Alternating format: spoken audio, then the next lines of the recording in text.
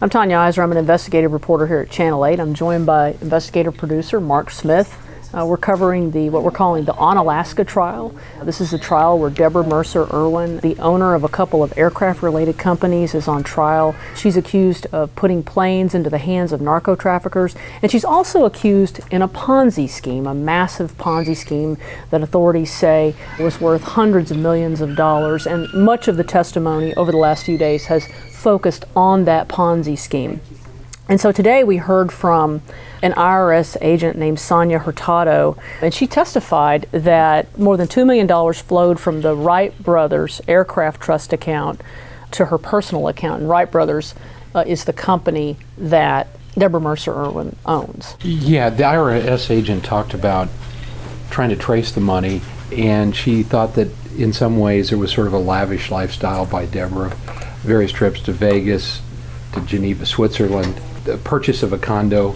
She thought that some of that money had come directly, in her mind, by tracing it from the escrow account in Wright Brothers and transferred through various accounts, ultimately ending up in her personal account. And I also need to note that what authorities are alleging is that these plane transactions didn't happen, that the planes either didn't exist, were not for sale, or were deregistered. So they weren't something that could be bought or sold. So that is the allegation by prosecutors, and they've presented evidence that investors were paid back with other investors' money. Joe White, her attorney, I thought he did a pretty good job today on cross-examination with the IRS agent, because the IRS agent had testified that they believed they could tie specific escrow fees from this alleged Ponzi to purchases and to transactions made out of these accounts, but it was a lot less clear than that. And so, because what was happening in this account, this trust account, is all these funds were commingled. And I think that he's also trying to portray that some of the investors may have been, quote, basically in on the deal, and that maybe they were even trying to set Deborah Mercer up. He did a very good job of challenging her, and the IRS agent said she used a reverse tracing, but Joe challenged that. It was pretty weak. Yeah, he challenged that, and some of the claims that this money could be traced directly, there were numerous other transactions involved in between that raise questions, I think, about the ability to trace money directly from an escrow account to a specific transaction personally.